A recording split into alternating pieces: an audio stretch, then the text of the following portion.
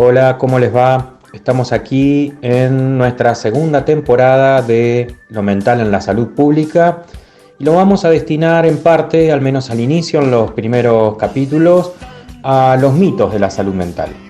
En particular, en este nuevo episodio, el episodio 16, nos vamos a dedicar a un tema muy particular y bastante complejo, pero que intentaremos simplificar en la medida de lo posible, y es la idea de la patologización de las pasiones, es decir, la idea de que las pasiones conducen a la negatividad, a lo malo, es decir, a lo enfermo.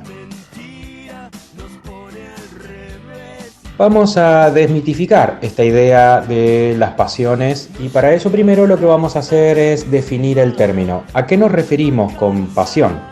Bueno, vamos a retomar una serie de autores clásicos. Recordemos que ya desde la época de René Descartes se hablaba de las pasiones del alma, en referencia y en diferenciación a lo que ocurre con el cuerpo, es decir, a la necesidad que tenía la psicología medieval o protopsicología de hablar de lo pasional en relación a la bifurcación de la mente y el cuerpo como dos escenarios absolutamente dispares, distintos, diferenciados, muy imbuidos por supuesto por la religión de la época, en particular el régimen católico, apostólico y romano, que caracterizaba al menos a la Europa occidental.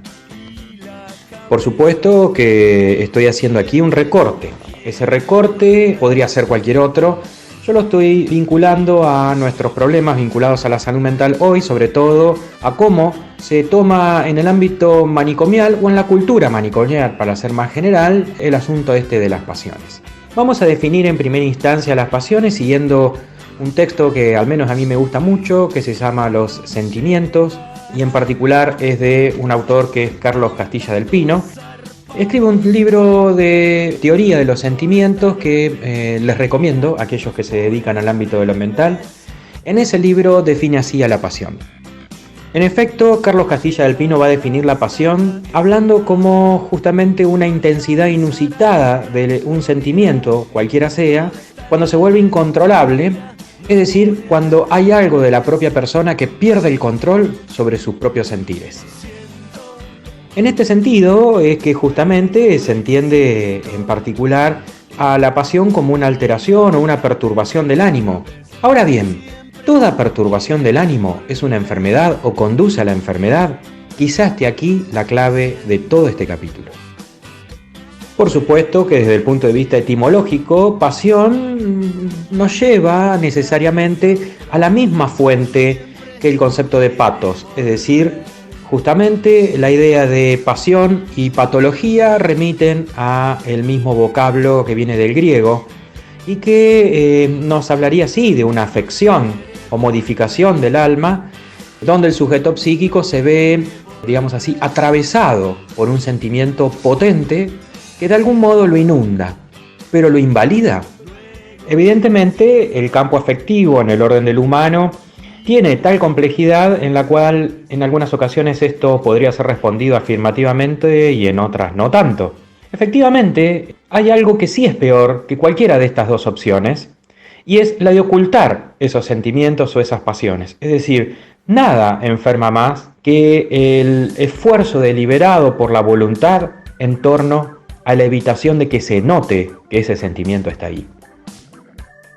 En este sentido, en el inicio de la modernidad, a fines de la Edad Media, hubo un tipo que aquí en Argentina conocemos bastante, los que estamos en el ámbito psi, un tal Segismundo, más conocido como Sigmund Freud, que se puso a estudiar justamente como parte del carácter femenino la represión sobre sus emociones en general o sobre todo el campo emocional, y lo estudió a partir de unas mujeres que habían sido descartadas por la psiquiatría de la época porque no se les encontraba base fisiológica para sus malestares que aparecían como preponderantemente psíquicos.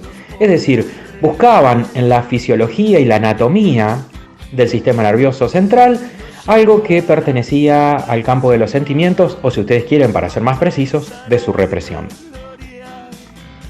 Aquí es donde nace una idea manicomial que nos sigue hasta hoy, y es la idea según la cual las pasiones deben ser vistas como agitación, es decir, que la pasión reprimida no es una pasión, o al menos no tiene ese carácter enfermo que observaba la psiquiatría de la época, para aquellos otros casos en que esa pasión se volvía una agitación. Ahora bien, hoy en día la agitación se medica, pero ¿qué se hacía en 1890, 1895, 1900? Bueno, todo tipo de tropelías. Desde sangrías hasta baños en agua hirviendo o baños en agua helada es decir, una serie de prácticas experimentales que hoy claramente la definiríamos como tortura. Pero no, en esa época eran prácticas médicas. Así es como las personas aprendían a no demostrar sus sentimientos, a esconderlos, a taparlos, a hacer todo lo que fuera posible para que no se note o al menos no se expresara como un estado de agitación. De modo tal que esto terminaba por reforzar la condición represiva de la sociedad en particular, pero también, y específicamente hablando de las personas, su autocontrol, es decir, la necesidad de que no se notaran estas pasiones. Y cuando afloraban eran severamente tratadas, incluso bajo la acusación de brujería, algo que, como ya sabemos, siguió hasta bien entrado el siglo XX. Tanto es así que, yendo en particular a la Argentina, se decía que este carácter pasional, vinculado a lo femenino, era lo que justificaba que las mujeres no fueran seres políticos, es decir, que no votaran ni pudieran ser votadas, que no fueran a la universidad ni pudieran ejercer ni pudieran vincularse con el campo del saber académico. Todo esto, que como también sabemos, circuló hasta mediados del siglo XX, tiene como fuente esta idea de la pasión femenina como algo que conduce a la enfermedad, a la patología, al patos. Pero entendamos que eso no terminó hasta el día de hoy. No quiere decir que porque hemos avanzado y las mujeres ya votan y son sujetos políticos, etcétera, etcétera, la pasión ahora ha dejado de ser patologizada. Al contrario, ha advenido de otras formas y de otros modos. El modo particular en que siempre se ha expresado las pasiones, en particular, tiene que ver con la somatización. Pero ese es otro mito que vamos a abordar en otra oportunidad. La idea de la somatización como aquello que emerge como a efecto de un afecto psíquico y que viaja hacia el cuerpo, vulnerando esta idea cartesiana de la iancia y separación absoluta entre esos dos campos, que además también así acompañaba en buena parte la religión. Volviendo a nuestro tema, nos vamos a referir ahora a esta idea de la necesidad de ocultar los sentimientos y una segunda idea subsidiaria de esta, y es que esto, el ocultamiento de los sentimientos, hace a la fortaleza del yo. En efecto, por sentimiento Castilla del Pino entiende el estado del sujeto caracterizado por la impresión afectiva que le causa determinada persona, animal, cosa, recuerdo o situación en general. Y entiende que ese sentimiento, al ser de menos intensidad que la emoción, y por supuesto mucho menos que la pasión, es experimentado por el sujeto como algo que le acontece exclusivamente en el plano de él mismo como tal, es decir, como sujeto. De modo tal que lo hace, a nivel anímico, un ser especial, particular, singular y diferenciado de los demás. Es decir, que son los sentimientos los que nos hacen únicos y particulares. Sin embargo, ¿por qué tienen esta tal mala prensa? Para eso nos vamos a meter en otra idea, en otro concepto, que nos proviene, al menos por mi parte, de Fernando Ulloa, nuestro maestro del psicoanálisis en Argentina. Por supuesto que el concepto de afecto también lo podemos tramitar y trabajar bajo muchísimas circunstancias, teorías y formas, pero lo que nos decía Fernando Ulloa es que había tres formas de comprender y entender el afecto. En principio y en primera instancia, el afecto es un sentimiento positivo, un sentimiento de simpatía, de amistad, que genera hacia la persona algo o alguien, ¿no? El ser afecto a alguien o algo, en su terminología más coloquial, el que utiliza por lo general la población. Pero también hay un segundo sentido, que tiene que ver con el afecto como el estar afectado, es decir, cuando algo resulta ser una afectación de nuestra subjetividad, de modo tal de que entonces vivimos esto como un sentimiento de pérdida. Ese es el estado característico del duelo. Nos sentimos afectados porque hemos perdido aquello con lo cual sentíamos que de algún modo nos completábamos o nos producía situación de bienestar. De modo tal de que el estar afectado y el ser afecto a algo o a alguien constituyen una primera separación, pero que luego se pueden diferenciar a su vez de una tercera forma de entender lo afectivo y que tiene que ver con el estar afectado, que ya es otra cosa, es decir, la idea de la afectación como un sentimiento de justamente de parálisis y de lo que vamos a llamar técnicamente afección, el tener una afección. Aquí es donde podemos vincular en todo caso el campo de los afectos con aquellas circunstancias que nos llevan a una perturbación tal del estado de ánimo que la persona pierde su autocontrol y ya empieza a sufrir, es decir, donde podemos vincular el afecto con el padecimiento, pero entendamos que es una de las tres acepciones de la situación vinculada a nuestra vincularidad con los afectos, con las cosas, con las personas, con los lugares, con los ambientes. Es una de tres y no las tres. ¿Cómo se expresa esto en el campo de la salud mental? Bueno, en el campo de la salud mental, esta última, la de la afección, es la única que entiende el antro manicomial. En cualquier antro manicomial, y digo con esto antro porque no solo esto ocurre en los muros internos a un manicomio, sino también puede ocurrir en un servicio de salud mental de un hospital general, en una salita de primeros auxilios, en una escuela, en una fábrica, en cualquier lugar. Digo, un antro manicomial, que es aquel donde la cultura manicomial manda, entiende a las pasiones siempre como una agitación que lleva a la perturbación psíquica, es decir, siempre obtiene una significación negativa. Entonces, si la persona se queja por recibir maltrato, se queja porque se le incumplen sus derechos, reclama por ser atendida como corresponde, eso es entendido como una agitación y como tal, como una perturbación psíquica. Y entonces es tratada, medicada, encorsetada como tal. Les voy a contar una pequeña anécdota. Trabajando hace muchísimos años en un psiquiátrico manicomial, como era el Hospital Neuropsiquiátrico de Melchor Romero, esto es hace alrededor de 20 años y más también, estábamos allí trabajando con un grupo de pacientes que eran crónicos, que llevaban en promedio más de 10 o 15 años de internación.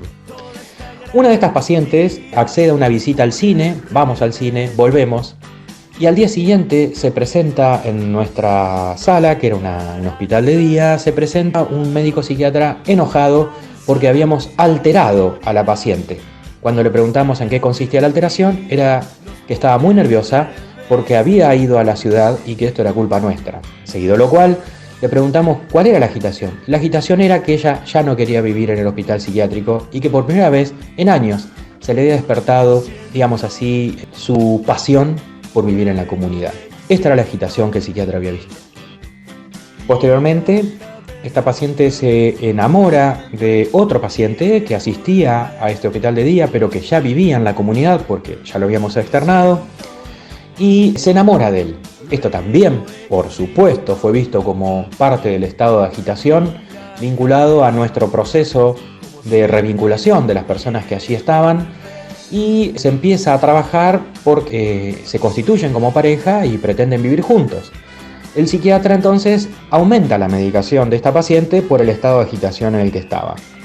Bueno, se pueden imaginar nuestra reacción, la cual llevó a un proceso donde todos nos agitamos y si hubiéramos seguido el criterio del psiquiatra hubiéramos terminado todos internados ahí, porque evidentemente el estado de agitación se generalizó. Por supuesto que este es solo un caso y podríamos contar tantos otros. Lo que sí podemos saber y en principio podemos establecer es que justamente la forma más patológica y, según Freud, la más difícil de revertir en una persona es justamente cuando sus afectos se desaparecen, al menos visiblemente, su situación se vuelve retractiva, se vuelve sobre sí, deja de sentir, sus sentimientos ya no se observan, sus pasiones han desaparecido, lo que Freud llama melancolía. Es decir, cuando ya no tiene nada afuera por la cual seguir viviendo esa persona y su retracción es total. No estoy hablando de depresión, estoy hablando de melancolía. En esta retracción libidinal, diríamos hoy, ahí donde observamos que las personas no tienen pasión. Y sin duda, no hay ninguna patología más difícil de tratar que esta, cuando no hay pasión. Otras formas más leves de la no pasión están caracterizadas hoy por algunas perturbaciones propias de la adolescencia, y digo propias de la adolescencia en un sentido que forman parte de esta lógica de lo normal patológico que es en sí el periodo de la adolescencia, y que toman formas de abulia, es decir, no son melancolías, por supuesto, pero sí toman una forma de cierta anestesia de los sentimientos y también de los proyectos de vida, en lo cual la vida pasa más bien a ser un espectáculo, y ese espectáculo es un espectáculo que está fuera y en la que la persona es mero espectador.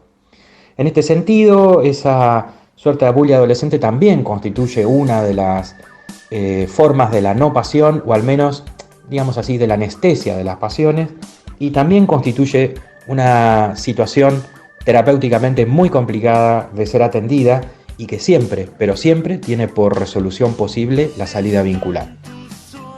Otra de las situaciones en las que se ve muy claramente el problema de la abulia, en particular como un síntoma de un cuadro mayor, es en los cuadros del síndrome de Burnout, es decir, del estrés laboral crónico y la pérdida de interés en todo lo exterior que sufren las personas que pasan por situaciones de estrés laboral durante mucho tiempo, y con ese proceso de quemamiento justamente del ámbito de la subjetividad. En este sentido, es importante que tengamos en cuenta que no deja de ser algo sintomático y que por supuesto tiene tratamiento posible, pero es justamente otro contraejemplo de la idea de que las pasiones, en particular los sentimientos, de por sí son negativos.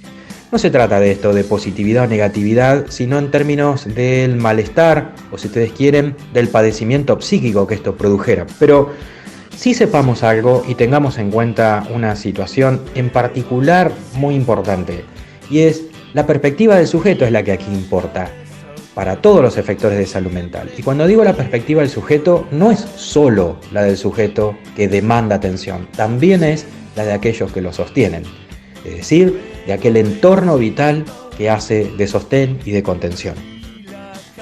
Por último, déjenme decirles que en esta idea de las pasiones y en particular de los sentimientos como el mito de la enfermedad en salud mental, es preciso consignar que todo proceso de lo que se llama un poco erráticamente rehabilitación consiste justamente en la idea de fortalecer aquellos proyectos que produzcan en el sujeto sentimientos de bienestar, de placer, de comunión, de acercamiento, de solidaridad con el otro. Es decir, que estos sentimientos, justamente cuando están destinados a la reunión, al encuentro, es cuando tenemos ahí una chance de producir un evento promotor de salud mental.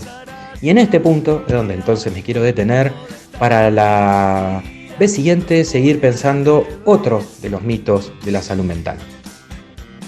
Los sentimientos y su forma exacerbada, como todos tenemos, de las pasiones, tienen una característica, y es justamente que, a pesar de su mala prensa, son las que dan, aportan y asignan nuestra singularidad, son las que nos hacen únicos e irrepetibles. Esos afectos por los cuales nosotros construimos nuestro proyecto de vida, mal o bien, a los tumbos, como fuere, pero además nos vinculamos con los otros, y en ese punto también somos singulares. No solo somos singulares en términos de lo intrapsíquico, también somos, sobre todo somos ahí singulares, a pesar de lo paradojal que pueda parecer, y es en el encuentro con los otros y las otras. Desde este punto de vista, entonces, es que nos hemos acompañado con un tema de un grupo que ya hemos aquí escuchado en otros episodios, que se llama Las Pelotas, pero en este caso bajo este tema que nos acompañó y que se llama Siento, luego existo. Es por ahí. Nos vemos la próxima.